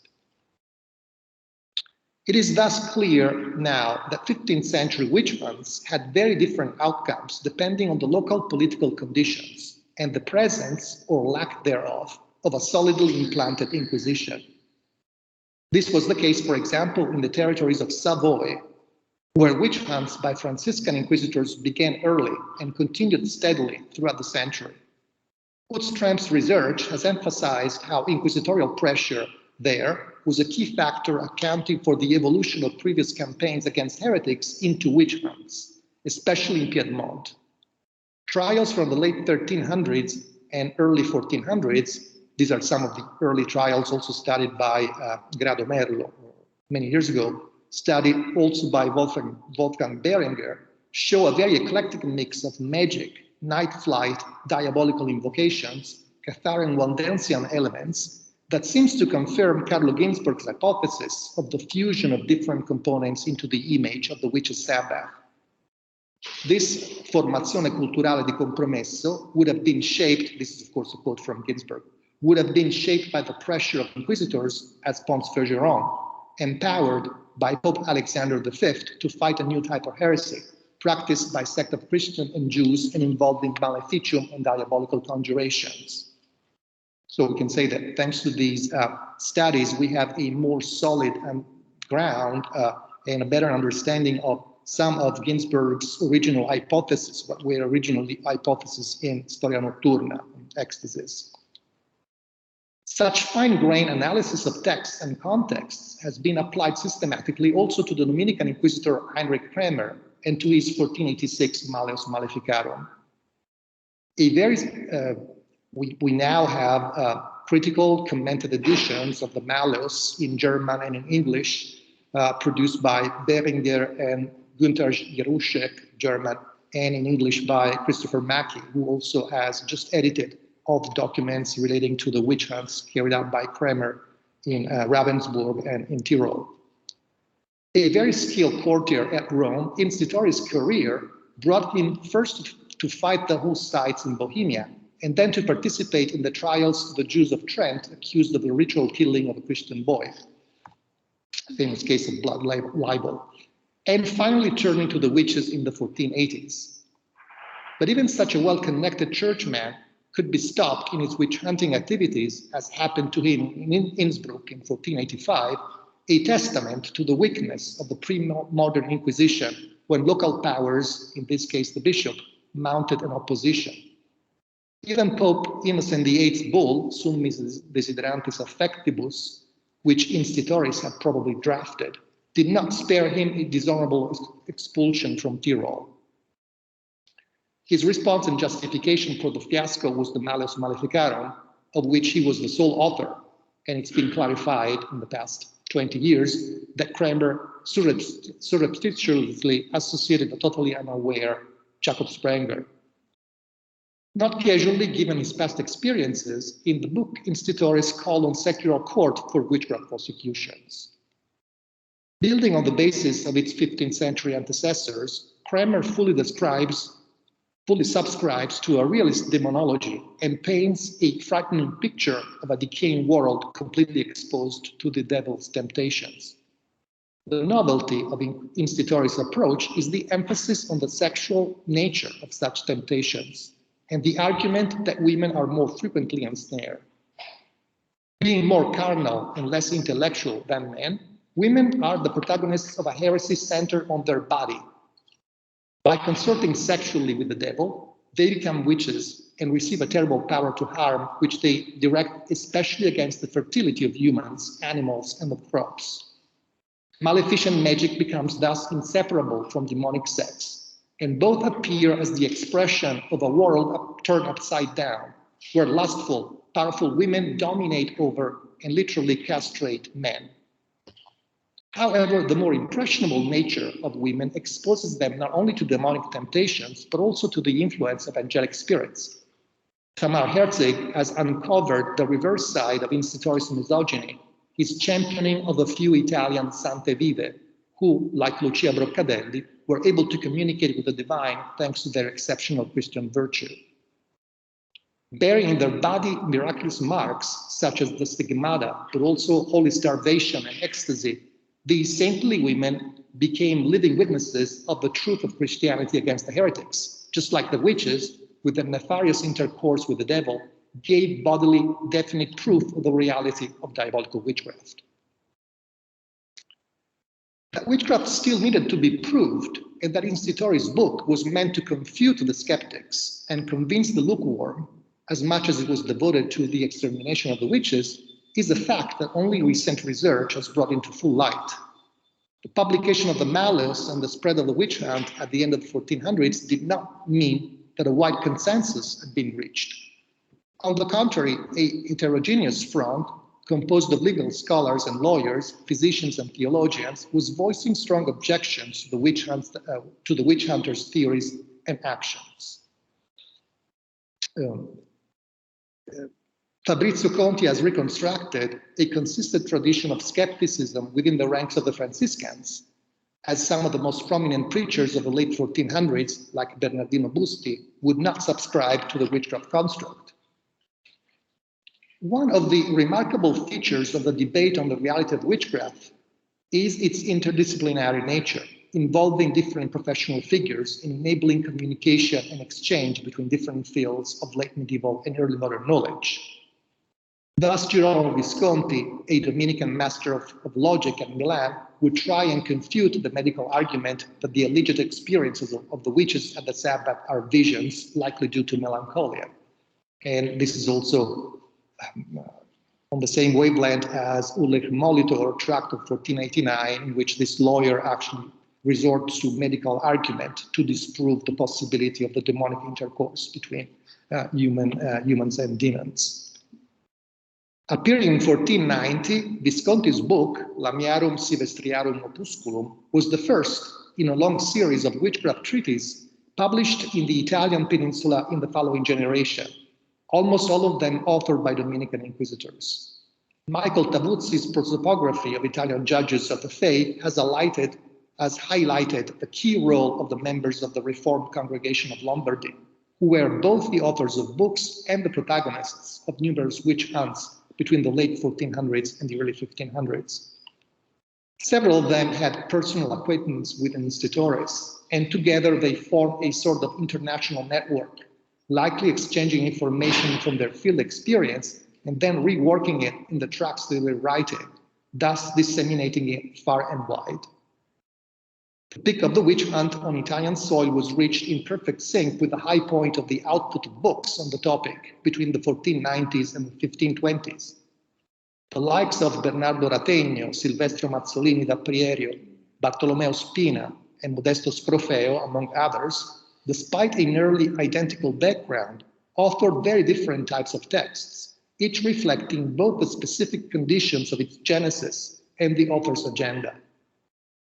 From this respect, as for the earlier hunts, recent research has enabled a much more in-depth appreciation of the connection between written and practiced demonology, and it has shed light on the dimensions of the opposition to the witch hunt. We already knew about the strong resistance of Venetian authorities that brought the great witch hunts in the Val Camonica to a forced end in 1521. But similar conditions also made the task of the Inquisitor of Como, Modesto Scrofeo, very difficult in nearby Valtellina, as is reflected in his unpublished Formularium pro exequendo Inquisitionis Officio, written around 1524, which aims at providing detailed guidelines for inquisitors so that the trials they conduct may be unassailable by opponents. The Inquisitor of Modena, Bartolomeo Spina, with his Questus de Strigibus, 1523, seeks to demonstrate with a painstaking theological analysis that almost everything of what is known about the witches is true, and that therefore inquisitors are absolutely right to persecute them. He was clearly responding to the type of objections raised by the likes of Gianfrancesco Ponzinibio and Andrea Alciato, two jurists who, especially the former, formulated a wide-ranging critique of both the witchcraft construct and the inquisitors' handling of the trials, claiming the preeminence of secular men of law over clergy.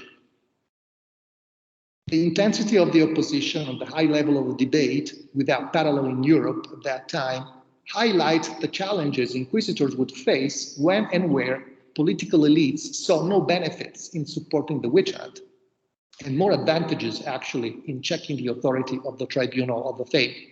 As Spina expressly laments in the Apologies against Ponzinibio, he laments the fact that rulers and princes very often block the activity of the inquisitors, to the detriment of course, the salvation of the souls. Almost 40 years after the publication of the Malleus Maleficarum in the 1520s, the inquisitors still had to restate and insist that the Sabbath was real, as were the witches' physical contacts with the devil. They did so, like Spina, at the highest level of sophistication that the demonological literature had reached to that date, and that was not going to reach again in the peninsula. In fact, Spina's book and Scrofeo's books are the last written by inquisitors in Italy for a long time on witchcraft. There are no specific books devoted to witchcraft written by Italian inquisitors for the rest of the 16th century. In the following decades, the Reformation and the Counter-Reformation deeply transformed, among other things, the outlook of the witch hunt and the terms on which this was going to be pursued. The witch with her demonic lovers took the back seat, leaving the place to other more frightening enemies of the faith. Thank you.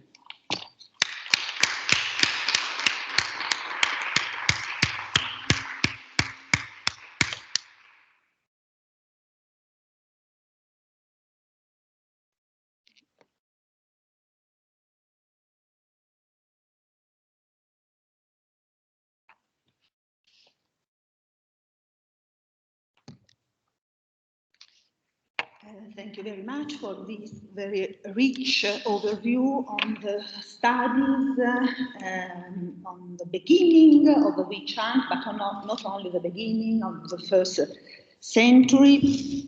I was just thinking about the fact that we should pay attention not only to the work of the inquisitors, but also to those of laymen, because Claude Tolosane, for example, was a layman, was a judge.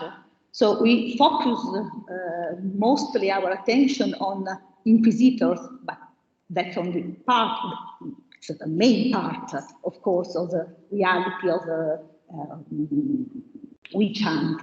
But there are also laymen. This is something we should think about too. So, well, any question? Please. Assolutamente.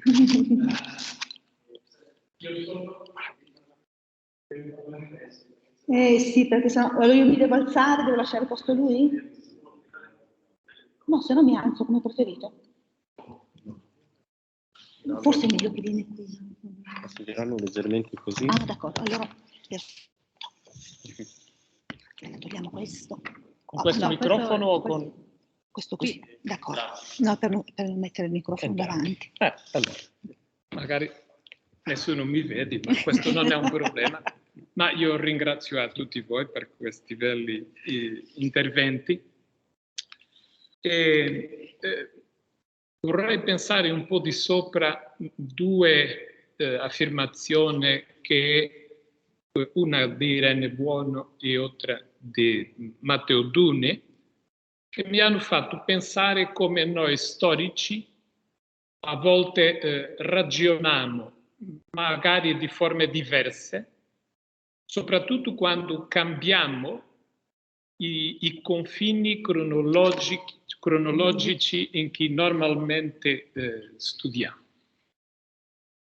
Irene Bueno ci ha detto che nel 300 c'è stato forse un certo intervenzionismo teocratico papale che ha spinto la nascita dell'Inquisizione in diversi locali. Poi un secolo dopo, un secolo e mezzo dopo, nella Spagna e nel Portogallo non c'era questo fortissimo intervenzionismo teocratico papale, e anzi c'era una certa debolezza del papato e alla rovescia una forza enorme dello Stato, della corona spagnola e della corona portoghese, e è stato questo che ha fatto nascere queste due inquisizioni.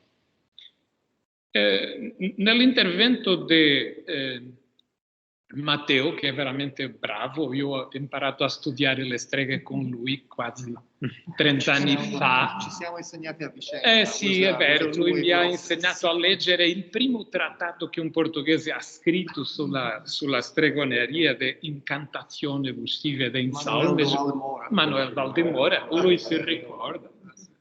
E Matteo ci ha detto, e bene, credo, io sono d'accordo, che le condizioni locali in certe regioni, soprattutto dove c'era l'Inquisizione, furono essenziali perché cominciasse la caccia alle streghe in quella regione.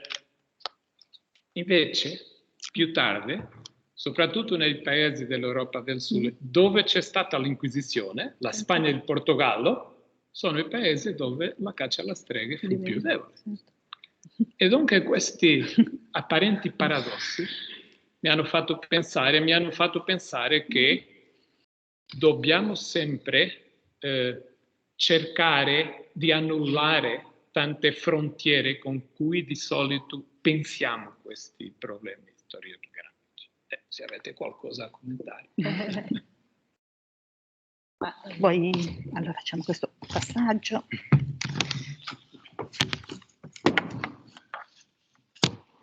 No, in realtà non ho una particolare risposta da fare, se non che questo si rilaccia anche al primo intervento di Thomas Scharf sulla opportunità di parlare al plurale, di guardare i contesti locali e di ripensare ogni volta come questi singoli contesti abbiano potuto condizionare. Quindi sì, è un esame trasversale che certamente cercheremo anche di incoraggiare attraverso le attività del centro di ricerca e che però debba sempre poi tenere in considerazione la diversità di ogni singolo contesto. Il riferimento stavo citando le ricerche di Julien Terrier, più che relativamente all'attività dei tribunali di inquisizione, il riferimento è alle inchieste papali nei confronti di chierici che seguono comunque si avvalgono e traggono forza proprio dall'applicazione della procedura inquisitoriale.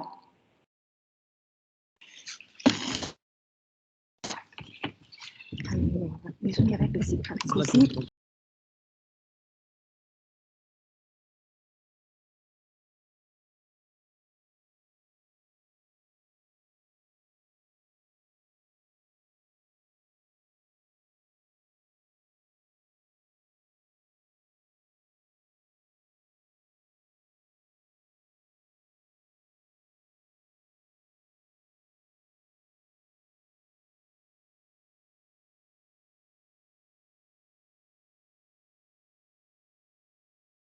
Non si riattiva. Ah, ecco. Dicevo, non ho molto da aggiungere tranne il fatto che effettivamente l'importanza del contesto politico ora è molto più chiara, anche grazie agli studi a tappeto fatti all'inizio della caccia alle streghe, diciamo il primo secolo, sia nei territori alpini, quindi Savoia, Vallese, eccetera, eccetera, sia nei territori italiani. Cioè molto spesso sono le convenienze politiche, i rapporti di forza che determinano se una caccia alle streghe va avanti oppure no, comincia oppure no.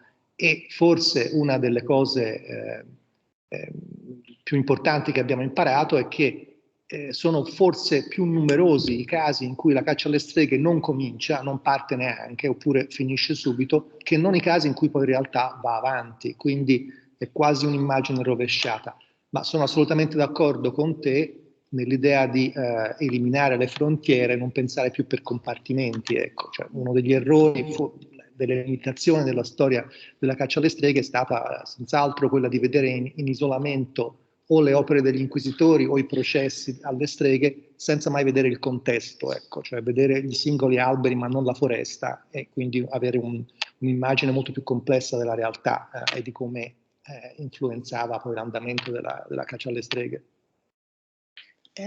Sì, a questo proposito vorrei aggiungere anche una cosa, perché proprio in relazione agli inquisitori o ai giudici, perché i giudici, insomma, non sempre gli inquisitori sono coloro che producono manuali. Ecco.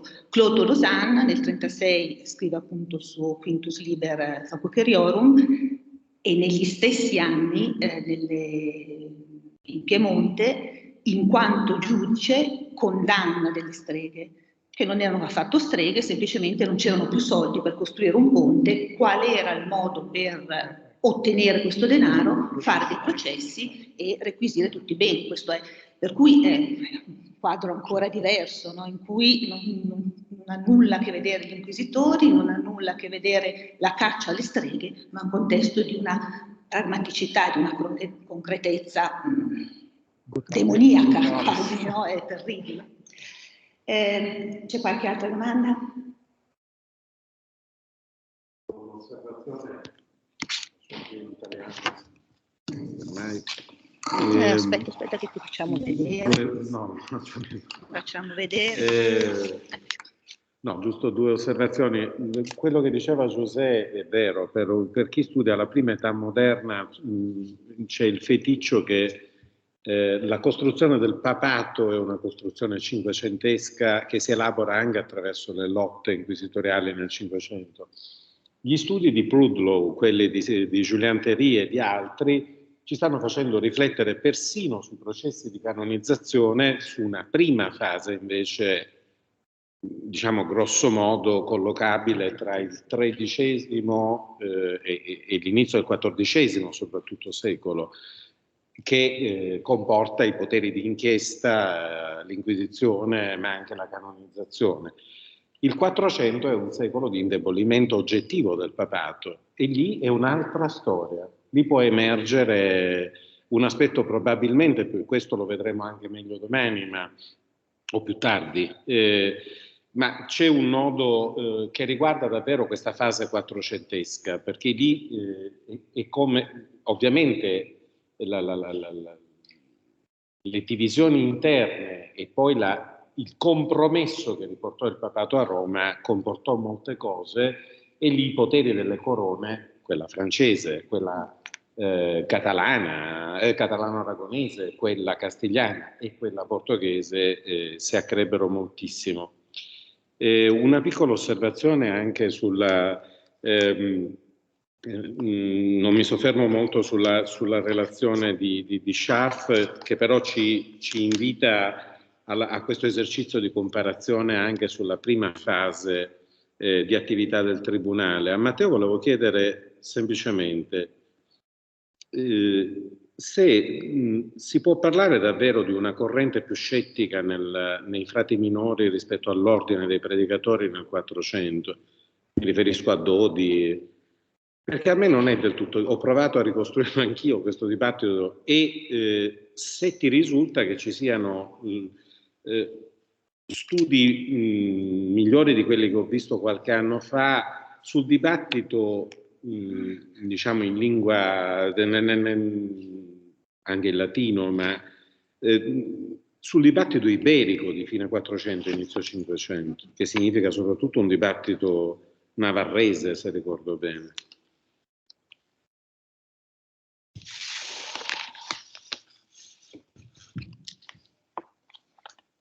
Dunque, anche questo.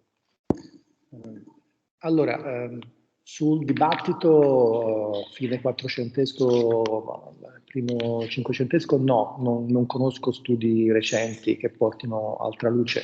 Io mi riferivo soprattutto a quello che sappiamo sui francescani italiani e quindi in effetti è diciamo, è un argomento, quello del relativo scetticismo dei francescani, che mi convince fino a un certo punto, nel senso che è vero, c'è una serie di predicatori, più che altro lombardi, una serie cronologicamente e geograficamente compatta, che esprimono una, diciamo, coerenza col canone episcopi e quindi sono rimasti al fatto di illusione diabolica. Però anche lì in realtà distinguono, cioè Bernardino Busti e gli altri pensano sì, il ludus diane è immaginario, ma in realtà c'è il ludus Barilotti e quello è vero, lì ci vanno gli eretici e ci vanno le streghe. Quindi, lì è Bernardino da Siena. Esatto, a partire da Bernardino, che è ripreso poi da Busti e dagli altri. Senza contare poi che questi predicatori di solito non sono inquisitori e i francescani inquisitori la pensano in maniera diversa, quindi comunque l'ordine francescano non sembra essere affatto allineato in tutti e due i modi. C'è poi non lo sarà con i domenicani, con il gaetano, insomma, tanto per dirne uno. Ecco, non ci sono poi studi approfonditi, per esempio, su Cassini, sul dibattito del primo Cinquecento, Dodo contro Cassini. Ecco, quello l'ha un po' studiato Fabrizio Conti, ma secondo me ancora rimane poco noto, insomma, nei suoi contorni. Va bene, c'è qualche altra domanda? Che tempi abbiamo? Avete previsto una pausa? Cosa facciamo?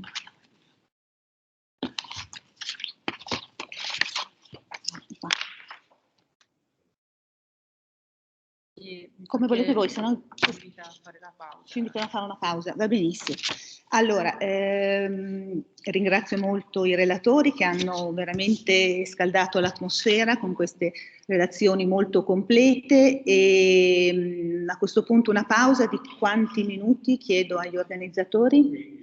15 minuti. Chi a casa può andare a bere un tè e ci ritroviamo quindi alle ore 16:35. 16:35, everybody here to start again. Thank you very much.